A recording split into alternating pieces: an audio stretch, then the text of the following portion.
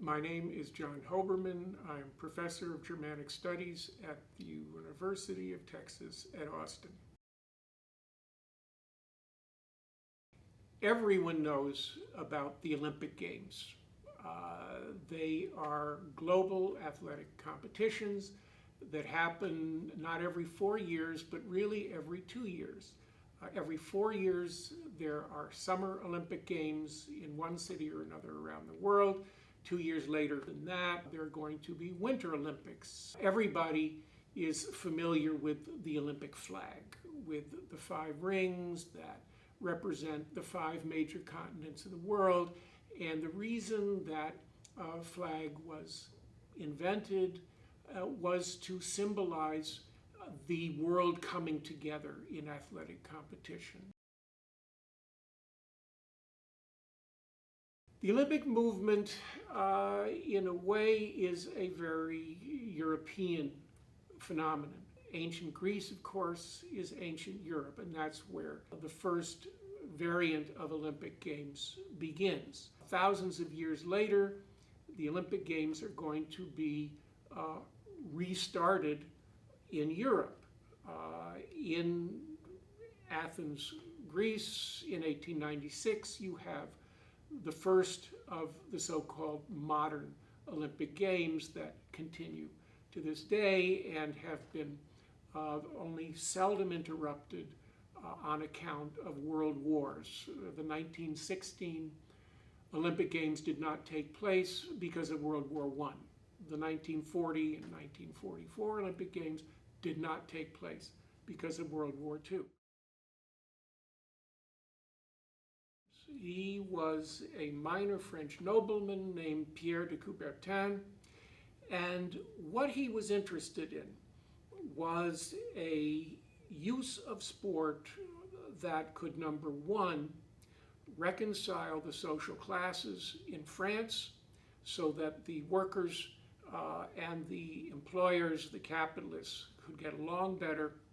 And then secondly, Coubertin believed, and this is the idea that has really persisted for a long time, is that if you can get the nations of the world competing on the athletic field together, this is going to mitigate international conflicts, and it's going to reduce the likelihood of war. What the Olympic Games really are kind of an inspirational event that a lot of people take seriously as somehow promoting world peace. Whether it's actually true in a way is less important than how many people around the world have a sense that this is going to help in some way in terms of harmonizing the world. It's a form of show business.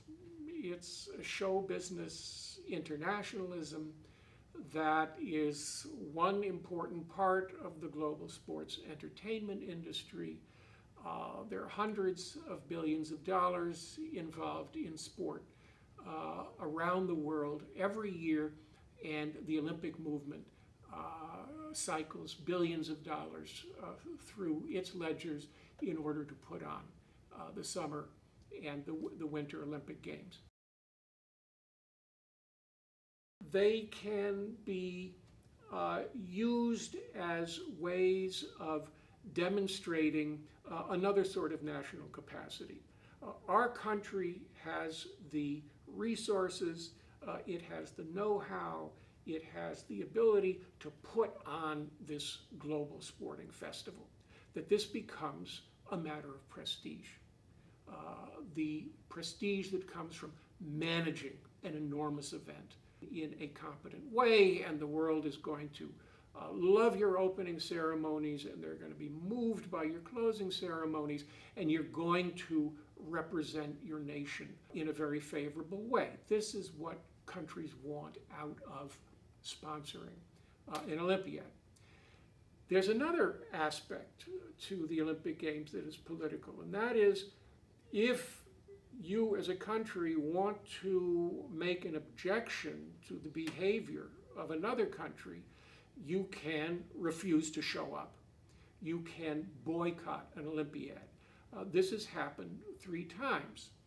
In 1976, a lot of African nations in particular refused to show up at the Montreal Olympic Games because the International Olympic Committee had allowed a team that was associated with apartheid racist South Africa to participate. In 1980, President Jimmy Carter refused to allow the American Olympic team to go to Moscow for those Olympic Games because the Soviets had just invaded Afghanistan in December of 1979. The payback came in 1984 when the Soviets refused to go to the Los Angeles Olympics as a kind of answer to what the United States had done to Moscow in 1980. Take a look at the Rio Games of 2016.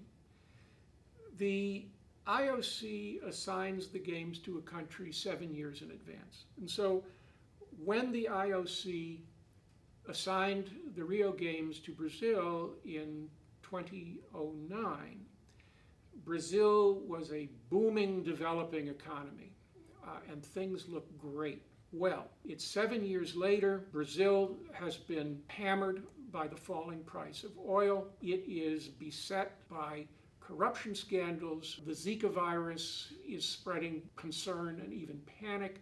And many Brazilians are now wondering whether the country can even afford to do this. 2 years ago, Brazil hosted the Soccer World Cup, and there were protests in the streets about, why are we doing this? We need better hospitals. We need better schools. Does it make sense for Brazil to spend billions putting on the Soccer World Cup? Does it make sense for Brazil to spend billions putting on the 2016 Rio Games? Finally, from the standpoint of thinking about the Olympic Games and Olympic athletic competition as something more than just entertainment, there's the whole issue of performance enhancement. This is a theme that extends far beyond the world of sport in today's world, but sports gets a lot of focused publicity, and when a famous athlete is caught using doping drugs, a scandal results. And this is interesting. Why do we care? And there is a big, complicated debate around that young people and all people ought to be paying attention to. One way to think of this is the following: that when you train elite athletes, you are putting the human body and the human mind under tremendous amount of stress. This is considered appropriate because a lot of people want to see those top athletic performances. It's important to keep in mind that there is a human cost to those performances. And when the human body runs out of capacity to run faster than a certain time, or throw farther than a certain number of feet or meters. For the past 50 years, one coping strategy has been doping drugs to extend human athletic capacities. And that is why we are in the midst of a doping crisis right now. There are some very serious decisions to be made about what it is reasonable or ethical or humane to expect out of our elite athletes. If we put them under this sort of pressure, can we expect them to always behave in what we consider to be ethical ways, including not using performance-enhancing drugs? From an educational standpoint, thinking about the Olympic movement and the Olympic Games involves much more than entertainment. That there is a history of the Games, there is a political dimension to the Games, there is an economic dimension to the Games, and in terms of performance-enhanced human beings, which is a 21st century theme way outside the sports stadium. The Olympic Games are a venue in which how we think about modifying the human organism with drugs is going to be an important center of attention.